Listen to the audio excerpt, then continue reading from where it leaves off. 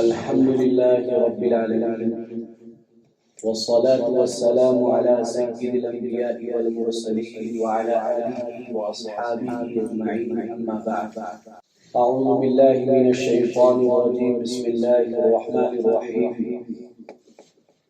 وبشر الصابرين الذين إذا أصابتهم مصيبة قالوا إنا لله وإنا إليه راجعون. صدق الله العظيم. قابل احترام اور ایمانی بھائیوں، بزرگوں، عزیزوں، دوستوں، اس وقت پورے عالم اسلام عجیب و غریب حالات سے دوچار ہے۔ اللہ تبارک و تعالیٰ کی جانب سے ایک بڑی آزمائش میں ہم سب مبتلا ہے۔ یقیناً یہ اللہ کی طرف سے ایک آزمائش ہے، ایک امتحان ہے۔ گزشتہ سال رمضان ہی میں ہم سب مساجد سے محروم کر دیے گئے تھے۔ اس سال بھی کچھ عرصے کے بعد، کچھ دنوں کے بعد، رمضان ہی کے مہینے میں ہم مساجد سے نماز تراویح مساجد میں ادا کرنے سے، نماز جمعہ مساجد میں ادا کرنے سے ہم محروم کر دیے گئے۔ یہ اس بات کی علامت ہے کہ یقیناً اللہ تبارک و تعالیٰ ہم سب سے بہت سخت ناراض ہے۔ ایسے حالات میں ہمیں چاہیے کہ ہم اللہ کی طرف رجوع کریں، اللہ سے توبہ کریں، خوب کثرت سے استغفار ہو، اللہ سے اپنے گناہوں کی معافی مانگیں۔ آپ دیکھیں اس وقت ہندوستان کا عجیب و غریب حالات ہو رہا ہے، عجیب و غریب خبریں سننے میں آ رہی ہے کہ لاشوں کے انبار پڑے ہوئے ہیں، کثرت سے اموات ہو رہے ہیں، ہاسپٹل وغیرہ میں مریض کو رکھنے کے لیے جگہ نہیں ہے، آکسیجن کی کمی ہو رہی ہے۔ انسانیت اس وقت تباہی کا شکار ہے۔ اللہ تبارک و تعالیٰ کی جانب سے یقیناً یہ ایک بہت بڑی آزمائش ہے، بہت بڑا امتحان۔ اللہ نے قرآن کریم کے اندر فرمایا ہے وَلَنَبْلُوَنَّكُمْ کہ ہم تم کو ضرور بھی ضرور آزمائیں گے، حالات میں مبتلا کر کے، مصیبت و پریشانی لے کر ہم تم کو ضرور بھی ضرور آزمائیں گے۔ اب یہ ہے کہ ایسے حالات میں ہمیں کیا کرنا چاہیے؟ کیا یقیناً یہ ایک بیماری ہے، یہ وبا ہے؟ تو ایسی صورت میں ہمیں اسلام کیا تعلیم دیتا ہے؟ سب سے پہلی چیز، جتنی بھی احتیاطی تدابیر ہے اسے ہمیں اپنانا چاہیے۔ سواستھ منترالیہ کی طرف سے جو گائیڈ لائن اور جتنے بھی احتیاطی تدابیر، ماپدنڈ جس کو کہتے ہیں، جو جاری کیا گیا ہے، اس کو ہمیں اپنانا چاہیے۔ اور یہ احتیاطی تدابیر یہ توکل اور یقین کے خلاف نہیں ہے، بلکہ یہ تو خود رسول اللہ صلی اللہ علیہ وسلم کی تعلیمات سے ثابت ہے۔ ہم اگر غور کریں تو رسول اللہ صلی اللہ علیہ وسلم نے جذامی شخص جو کوڑ کا مریض ہے اس سے بچنے کے لیے کہا کہ اس کے پاس بھی مت بیٹھو۔ اللہ کے نبی محمد صلی اللہ علیہ وسلم کا فرمان ہے کہ فر من المجذوم کا فرارک من الاسد، کہ ایسے مریض جو کوڑ کا مریض ہو اس کے پاس سے ایسے بھاگو جیسے تم شیر کو دیکھ کر بھاگتے۔ اور ایک کوڑ کا مریض شخص آیا تھا اللہ کے نبی صلی اللہ علیہ وسلم کے پاس بیعت کرنے کے لیے، تو اللہ کے نبی صلی اللہ علیہ وسلم مسجد میں تشریف فرما تھے، آپ نے اس کو روک دیا دروازے کے باہر کہ تم باہر ہی رہو، میں یہیں سے بیعت کروں۔ تو اس سے پتہ چلتا ہے کہ احتیاطی تدابیر یہ رسول اللہ صلی اللہ علیہ وسلم سے ہی ثابت ہے۔ اللہ کے نبی صلی اللہ علیہ وسلم نے فرمایا ہے کہ اگر کسی جگہ طاعون وبا پھیلنے لگے تو تم اس جگہ میں جانا بھی مت، اور اگر تم اس جگہ میں ہو تو وہاں سے بھاگنا بھی۔ یہ رسول اللہ صلی اللہ علیہ وسلم کا فرمان ہے۔ حضرت عمر رضی اللہ عنہ کا دور تھا کہ حضرت عمر رضی اللہ عنہ ایک مرتبہ صحابہ کو لے کر ملک شام کا سفر کرتے تو ملک شام میں پہنچنے سے پہلے سرحد کے پاس حضرت عمر رضی اللہ عنہ کو اور صحابہ کو یہ معلوم ہوا کہ ان کے شام میں طاعون کی بیماری پھیل رہی ہے، تو حضرت عمر رضی اللہ عنہ نے صحابہ سے مشورہ کیا کہ کیا کرنا چاہیے، ہم ایسے حالات میں ایسی وبا پھیلتے وقت اس ملک میں جائیں یا نہ جائیں یا واپس ہو جائیں؟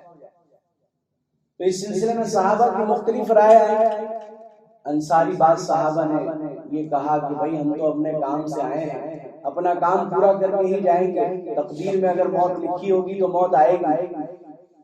بعض صحابہ نے یہ کہا کہ نہیں، جب کسی جگہ وبا پھیل رہی ہے تو ہم اب جان بوجھ کر وہاں جا کر اپنی جان کو ہلاکت میں کیوں ڈالیں، ہمیں واپس ہونا چاہیے۔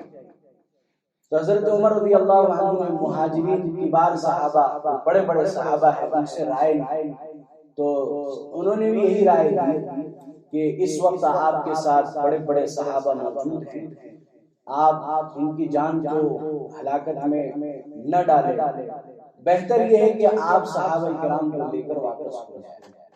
تو ابھی یہ بات چل ہی رہی تھی، حضرت عمر رضی اللہ عنہ نے فیصلہ کر دیا کہ ٹھیک ہے واپس چلتے ہیں۔ اس پر حضرت عبیدہ بن جراح رضی اللہ عنہ، ابو عبیدہ بن جراح رضی اللہ عنہ نے فرمایا کہ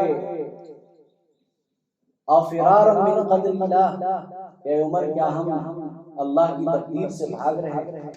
یعنی تقدیر میں لکھا ہوگا موت، تو موت تو آئی، گویا کہ ہم تقدیر سے بھاگ رہے ہیں۔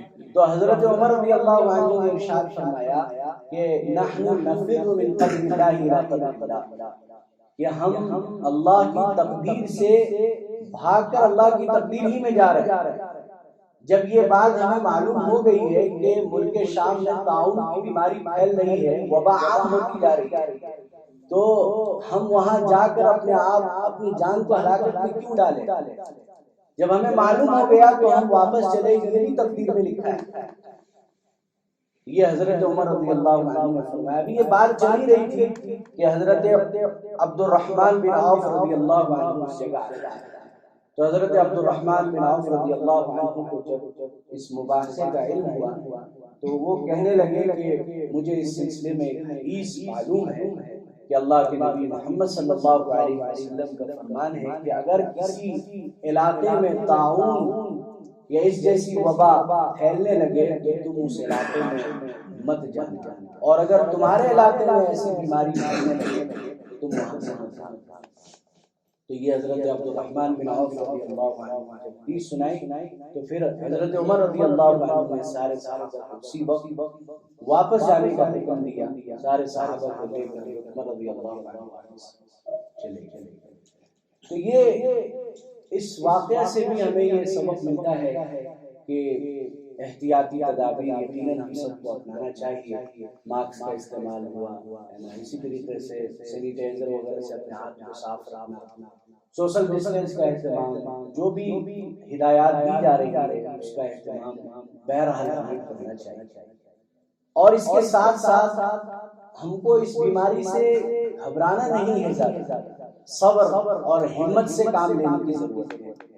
کیوں؟ اس لیے کہ دوسری طرف ایک روایت موجود ہے کہ اللہ کے نبی محمد صلی اللہ علیہ وسلم نے فرمایا کہ اگر کسی جگہ طاعون وغیرہ پھیلے اور کوئی مسلمان کوئی شخص اس بیماری میں مبتلا ہو جائے اور وہ اس پر ثواب کی امید رکھے، صبر کرے، تو کان لہ اجر شہید، کہ اللہ کے نبی صلی اللہ علیہ وسلم کا فرمان ہے کہ اسے شہید کا درجہ ملے گا۔ یہ حدیث موجود ہے۔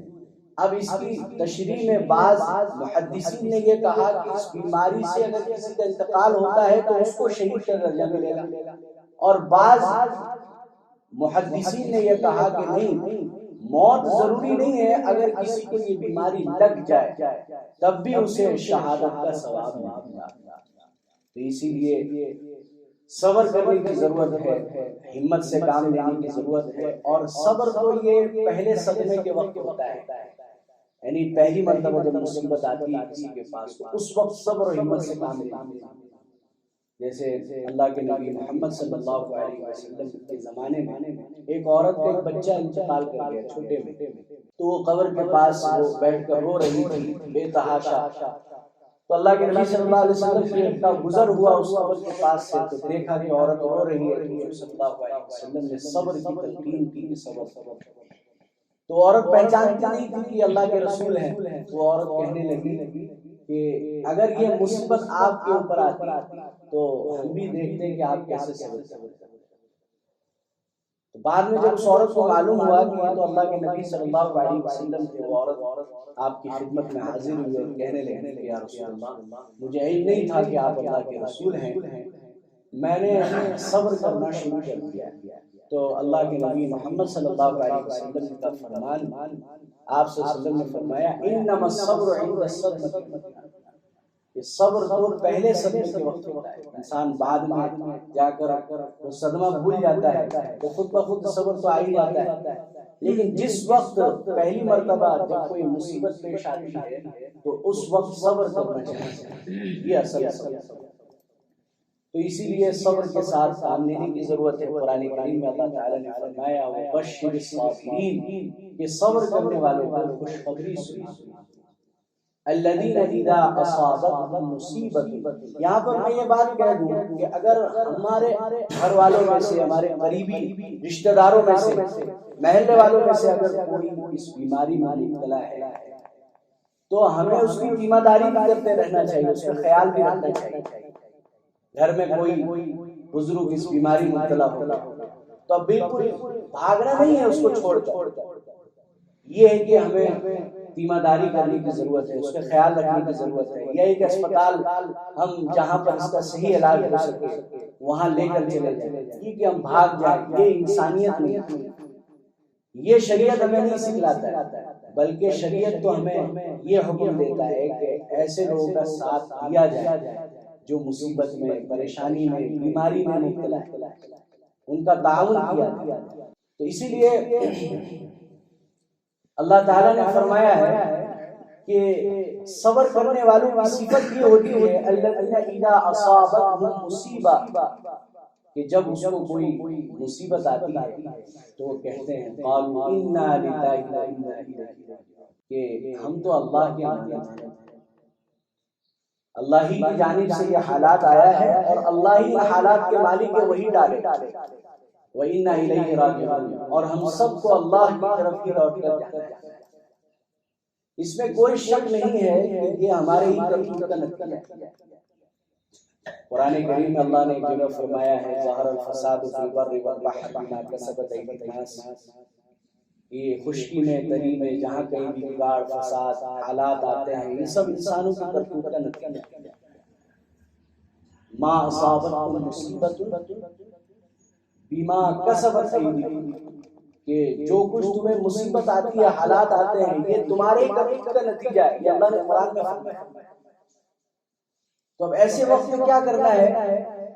اللہ کے نبی صلی اللہ علیہ وسلم کے تعلق سے حدیث موجود ہے اذا حزبه امر فزع الى الصلاۃ، کہ جب آپ کو کوئی امر پیش آتا، کوئی بات پیش آتی، کوئی حالات اور مصیبت آپ کو دکھائی دیتا، فزع الى الصلاۃ، تو اللہ کی طرف متوجہ ہوتے، نماز کی طرف متوجہ ہوتے. تو ہمیں چاہیے کہ اللہ سے ہم خوب لو لگائے، رجوع کرے اللہ کی طرف. ایسے حالات میں تو اور زیادہ اللہ کی طرف متوجہ ہوں. یقیناً اللہ تبارک و تعالی حالات کو ڈالنے والا ہے. دیکھیں موسیٰ علیہ السلام کے زمانے میں بارش نہیں ہو رہی. موسیٰ علیہ السلام پوری قوم کو لے کر باہر نکلے، بارش کی دعا کرتے، پوری قوم باہر نکلی. موسیٰ علیہ السلام نے اللہ سے بارش کی دعا کی تو بجائے بارش ہونے کی اور زیادہ سخت ہو گیا. یہ کیا ہو گیا؟ ہم تو بارش کی دعا کر رہے ہیں. تو اللہ تعالیٰ نے فرمایا کہ تمہاری قوم میں ایک ایسا نافرمان شخص ہے جس نے 40 سال سے مجھے ناراض کیا، جس کی وجہ سے میں بارش نہیں کر سکتا. جب تک یہ تمہاری قوم میں رہے گا اس کی نحوست سے میں بارش نہیں کر سکتا. تو موسیٰ علیہ السلام نے اعلان کر دیا کہ بھائی جو بھی ایسا شخص ہے وہ یہاں سے چلا جائے. تو اب وہ شخص جو مجمع میں، بھرے مجمع میں ہے، اس کو وہ دائیں طرف دیکھتا ہے، بائیں طرف دیکھتا ہے، کوئی نکل نہیں رہا ہے. تو اب دلی میں اس نے اللہ سے توبہ کرنا شروع کیا کہ الہی عصیتک 40 سنۃ، میں نے 40 سال سے نافرمانی کی. فَأَمْهَلْتَنِي تُونے 40 سال تک میرے عیوب پر پردہ ڈالا، جِئْتُکَ تائبًا فَقَبَّلْتَنِی، میں آج سچی پکی تجھ سے توبہ کرتا ہوں، میری توبہ قبول فرما۔ دلی دل میں اللہ سے اس نے توبہ کی، ابھی ادھر توبہ کیا اور اللہ تعالیٰ نے بارش برسائی۔ اب موسیٰ علیہ السلام کو حیرانی بھی، اللہ سے پوچھا، اللہ کوئی تو نکلا نہیں من میں سے، تو یہ کیا ہوا؟ تو اللہ تعالیٰ نے فرمایا کہ جس کی وجہ سے بارش شروع کی تھی اسی کی وجہ سے میں نے بارش بارش۔ کیسے؟ کیونکہ اس نے مجھ سے توبہ کیا، میں نے بھی اس سے صلح کیا۔ موسیٰ علیہ السلام کہنے لگے اللہ وہ کون شخص ہے ذرا بتلا دے۔ تو اللہ تبارک و تعالیٰ نے فرمایا کہ جب اس نے میری نافرمانی کی تو میں نے اس کے راز کو، اس کے عیب کو فاش نہیں کیا، تو جب اس نے سچی سچی توبہ کر لی تو میں اس کے عیب کو کیسے بتاؤں، اس کو کیسے بتاؤں؟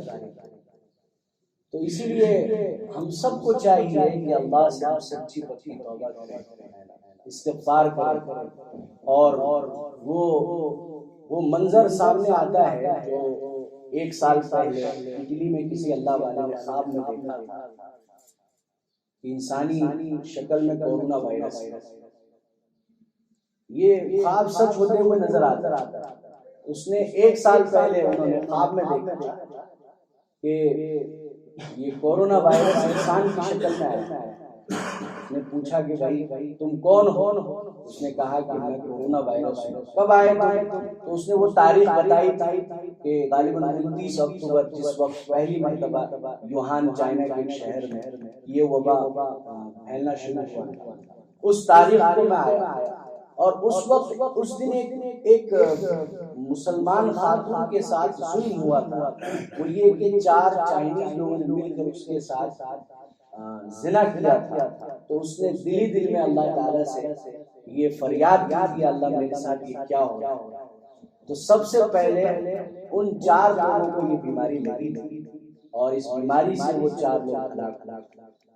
تو اس نے کہا، پھر میں اس کے بعد وہ خواب دیکھنے والے نے کہا کہ آپ اب اس کے بعد کہاں جاؤ؟ تو وہ کہنے لگا کہ میں اب اس کے بعد یورپ جاؤں، اور پھر اخیر میں ہندوستان جاؤں گا۔ یہ خواب دیکھنے والے نے یہ باضابطہ بیان کیا آخر میں کہ میں آخر میں ہندوستان جاؤں گا اور وہاں بھی تباہی مچاؤں گا، کیونکہ وہاں مسلمانوں کے ساتھ ظلم ہو رہا ہے اور اسلام کی اور اسی طریقے سے رسول اللہ صلی اللہ علیہ وسلم کی شان میں توہین ہو رہی ہے۔ یقیناً یہ سب ہم اپنی آنکھوں سے دیکھتے ہیں، کثرت سے اموات۔ تو اسی لیے میرے بھائیوں ضرورت ہے اس بات کی کہ ہم سب اللہ سے توبہ استغفار کریں، اپنے گناہوں کی معافی مانگیں، اللہ کی طرف متوجہ ہوں۔ اور مفتی تقی عثمانی صاحب سے بھی کسی نے خواب بتلایا تھا کہ رسول اللہ صلی اللہ علیہ وسلم کی زیارت کی، آپ صلی اللہ علیہ وسلم نے اس وبا سے بچنے کے لیے 3 وظیفہ دکھایا۔ وہ کیا کہ 3 مرتبہ سورہ فاتحہ اور 3 مرتبہ سورہ اخلاص اور 313 مرتبہ حسبنا اللہ و نعم الوکیل۔ یہ ہم پڑھیں، روزانہ پڑھیں، غسل فجر کے بعد اور عصر کے بعد، پانی پہ دم کر کے خود بھی پئیں، گھر والوں کو پلائیں، کوئی مشکل نہیں ہے، سب کو یاد ہو جاتا ہے۔ 3 مرتبہ سورہ فاتحہ، 3 مرتبہ سورہ اخلاص اور 313 مرتبہ حسبنا اللہ و نعم الوکیل۔ اور اس کے ساتھ ساتھ ایک اور بھی کہ یا سلاموں کا ورد بھی ہم رکھیں، اور اسی طریقے سے نستغفر اللہ کا ورد کریں۔ استغفر اللہ نہیں، نستغفر اللہ، نون کے ساتھ پورے عالم کی طرف سے استغفار، کیونکہ یہ عالمی وبا ہے، اس لیے پوری انسانیت کی طرف سے، پوری امت مسلمہ کی طرف سے استغفار ہونا چاہیے کہ اللہ ہم سب تجھ سے استغفار کریں، نستغفر اللہ کا، اس لیے نستغفر اللہ کا بھی اہتمام ہو۔ اور اسی طریقے سے اعوذ بکلمات اللہ التامات من شر ما خلق، بسم اللہ الذی لا یضر مع اسمہ شیء فی الارض ولا فی السماء وهو السمیع العلیم۔ ان دعاؤں کا بھی اہتمام کریں۔ اللہ تبارک و تعالی ہم سب کو، پوری انسانیت کو، پوری امت مسلمہ کو ایسی مہلک بیماری اور ایسی وبا سے محفوظ رکھے، اور ہمارے اعزاء اقرباء میں، رشتہ داروں میں جو لوگ بھی ایسی وبا میں مبتلا ہے یا اللہ کو پیارے ہیں، اللہ ان کی مغفرت فرمائے، اور جو لوگ اس وبا میں مبتلا ہے اللہ تعالیٰ جلد از جلد شفا عاجل